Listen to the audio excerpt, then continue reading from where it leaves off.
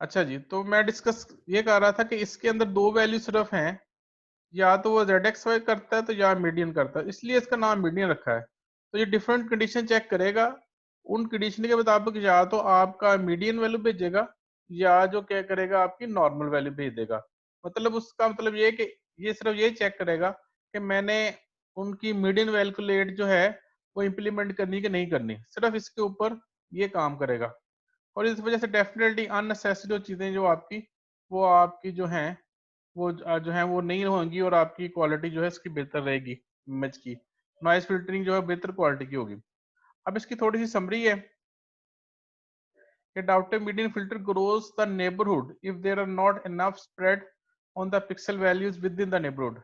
इसका मतलब क्या है? इसका मतलब ये है कि फ़र्ज़ करें अगर आपकी वैल्यूज़ जो हैं इमेज के अंदर जो आपकी ग्रे वैल्यूज़ आपने ली हैं, उनके अंदर अगर वेरिएशंस जो है स्प्रेड का मतलब होता है कि कितनी वेरिएशन कितनी है, ठीक है ना? कितनी दूर-दूर से फैले हुए हैं। फ़र्ज़ करें एक इंटेंसिटी जो है आपकी यहाँ पे लाइक 10 है और जो दूसरी इंटेंसिटी जो है यहाँ पे 210 है, ठीक है? तो इसका मतलब है कि यहाँ पे आपकी एक 90 है। तो यहाँ पे देखें तो ये इनकी स्प्रेड स्प्रेड ज़्यादा है, दूर-दूर सारी चीज़ें हैं, ठीक है? तो ये क्या करेगा नेबरहुड क्या करेगा कि ये कोशिश करेगा कि इन वैल्यूज को क्लोज लेके आए।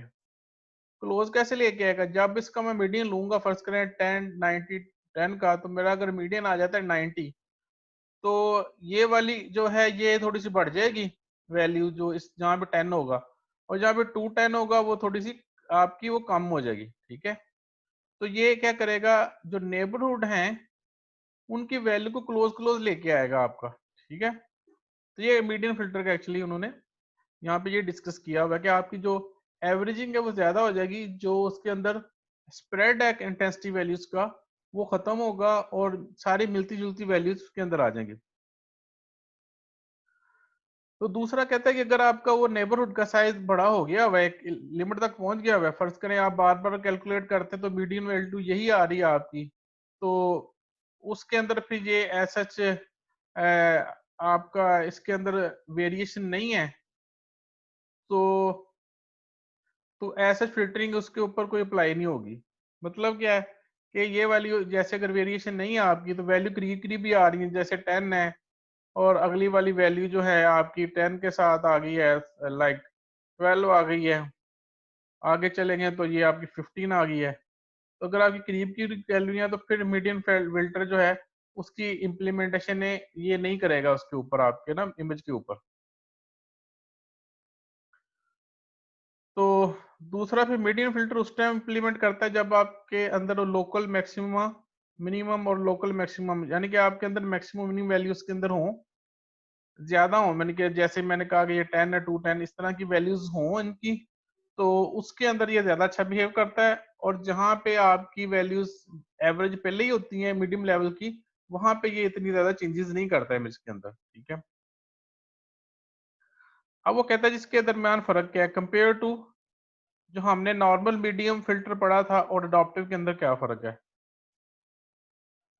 अब इसके अंदर ये कहता है ये इम्पल्स नॉइस को है इसको कंट्रोल करता है। इम्पल्स नॉइस क्या होती है? जैसे मैंने कहा था कि साल्ट पेपर की नॉइस है, ये आपका इमेज है और इसके अंदर एक इम्पल्स जिस तरह आप समझ करें पेपर काला काला ब्लैक उसका दाना होता है, तो ये एक फर्ज करें इम्पल्स आ गई यहाँ पे ब्लैक की।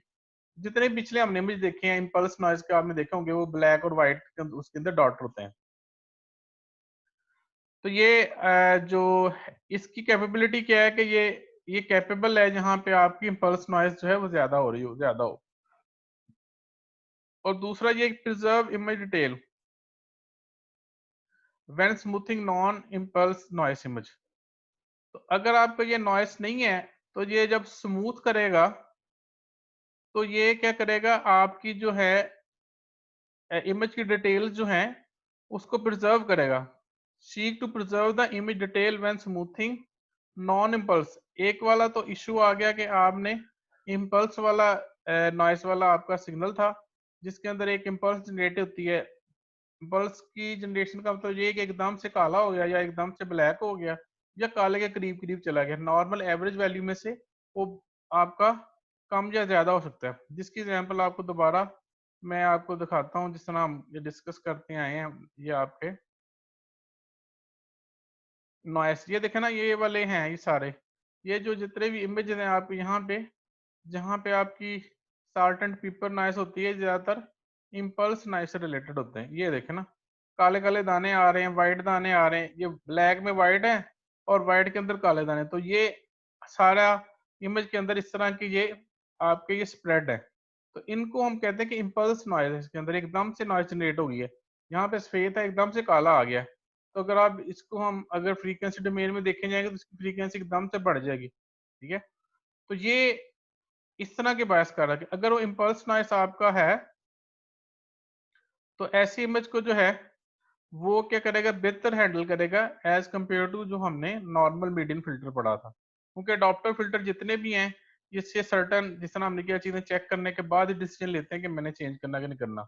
दूसरा इसकी जो है स्मूथिंग, जब ये अगर आप इसका इमेज जो इसके पास नॉन इम्पल्स नॉइस के साथ इमेज है, तो उसको भी ज्यादा अच्छे के साथ जो है जब स्मूथ करेगा तो इमेज की डिटेल को प्रिजर्व रखेगा, ठीक है। तो इसकी एग्जांपल इसी तरह ही है कि जैसे मैंने पिछले लास्ट फिल्टर के अंदर बताया था कि जब हम एक फिल्टर की एवरेजिंग करने जाते हैं और एज डिटेक्टेड होता है वहां पे, तो हमारा एवरेज फिल्टर क्या करता है, वहां पे एक हल्की सी ग्रे लाइन जनरेट कर देता है।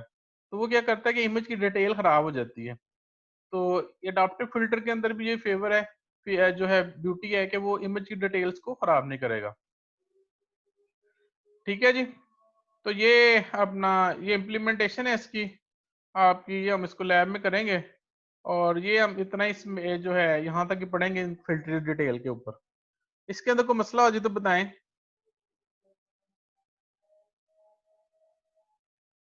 नो क्लियर है सर, जी? No sir, yes sir.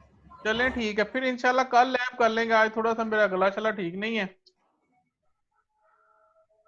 तो कल किसी टाइम जो है लैब का ले लेंगे। दो चार चीज बता दूंगा आपको, तो फिर बाकी आप ही आप खुद ही कर लीजिएगा। आप जो है ना उसके अंदर एक एक सैंपल मैं आपको बता दूंगा और बाकी आप फिर यस सर, इम्प्लीमेंट कर लीजिएगा, जी ठीक है जी। जरूर सर। चलें यस सर, ओके जी, फिर कल इंशाल्लाह ताला 4 बजे मिलेंगे दोबारा। चलो सर। जी ये मैंने अपलोड कर दी है, ये जितनी भी रिकॉर्डिंग है आप इसको जो है